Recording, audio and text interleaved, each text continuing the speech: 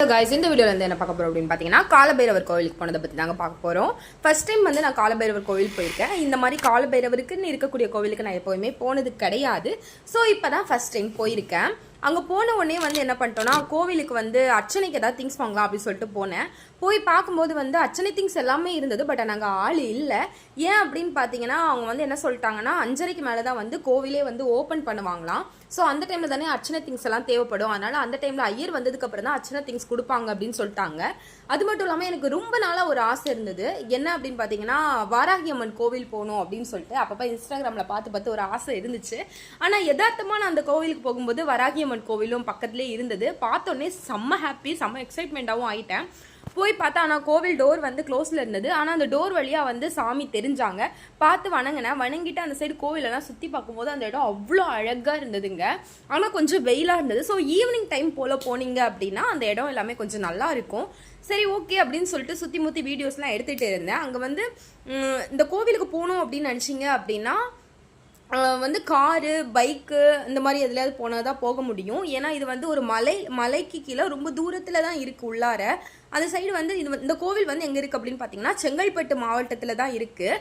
இந்த லொக்கேஷனோட லொக்கேஷன் வேணும் அப்படின்னு நினச்சிங்கன்னா கமெண்ட்டில் வந்து லொக்கேஷன் சொல்லிவிட்டு நீங்கள் டைப் பண்ணுங்கள். உங்களுக்கு இதோட லொக்கேஷன் வந்து நாங்கள் மெசேஜ் பண்ணுறோம்.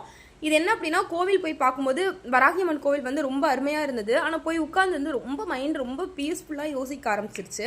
அமைதியாக இருந்தது அந்த பிளேஸ் எல்லாமே. இன்னும் ரொம்ப கூட்டம் எதுவுமே இல்லை. கொஞ்சம் பேர் தான் வந்தாங்க. காரில் வரவங்க தான் வந்தாங்க.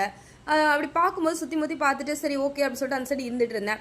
சரி ஓகே இதுக்கு மேலே நம்ம லேட்டாக போக முடியாது, நம்மளே வந்து ஆட்டோ புக் பண்ணி தான் வந்தோம் அப்படின்னு சொல்லிட்டு சரி ஓகே நம்ம கோவிலுக்குள்ளே போய் பார்த்துட்டு வந்துடலாம் அப்படின்னு சொல்லிட்டு போகும்போது ஃபஸ்ட்டு வந்து கொஞ்சம் அங்கே டாக் எல்லாமே நிறைய டாக் தான் இருந்துச்சு. சொல்ல போனால் வெளியே மனுஷங்க கூட இல்லை, அதிகமாக டாக் தான் அதிகமாக இருந்துச்சு. சரி ஓகே அப்படின்னு சொல்லிட்டு டாக் எல்லாம் பார்த்துட்டு கொஞ்சம் பிஸ்கெட்ஸ்லாம் வாங்கி போட்டுட்டு கோவிலுக்குள்ளே போகலான்னு சொல்லி போயிட்டு இருந்தேன். ஆனால் அந்த டாக் என்னை விடவே இல்லை, பின்னாடி கோவிலுக்குள்ளேயே தான் சேர்ந்து வந்துச்சு. சரி ஓகே வா டாக் அப்படின்னு சொல்லிட்டு கோவிலுக்குள்ளே டாகே சேர்த்து கூட்டிகிட்டு போனேன். ஃபஸ்ட்டு உள்ளார போகும்போது என்ட்ரன்ஸில் வந்து நிறைய எழுதி வச்சுருந்தாங்க. அதெல்லாமே பார்த்துட்டு மேலே வந்து அது கோவிலுக்கு ஆட்சி மாதிரி வச்சு அதில் வந்து பைரவர் வீடு அப்படின்னு சொல்லி வச்சுருந்தாங்க. பார்க்கும்போது ரொம்ப அழகாக இருந்தது அந்த பிளேஸ்லாம். ஃபஸ்ட்டு என்ட்ரன்ஸ்லேயே வந்து ஒரு பைரவர் வந்து இருந்தாங்க.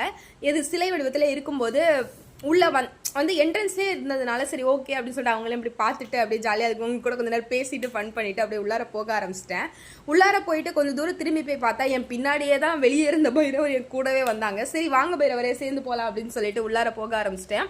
போயிட்டு இருக்கும்போது அந்த சைடு பார்த்தா சிவனோட இதெல்லாம் சிவலிங்கம் எல்லாமே வச்சிருந்தாங்க. பார்க்க நல்லா இருந்தது.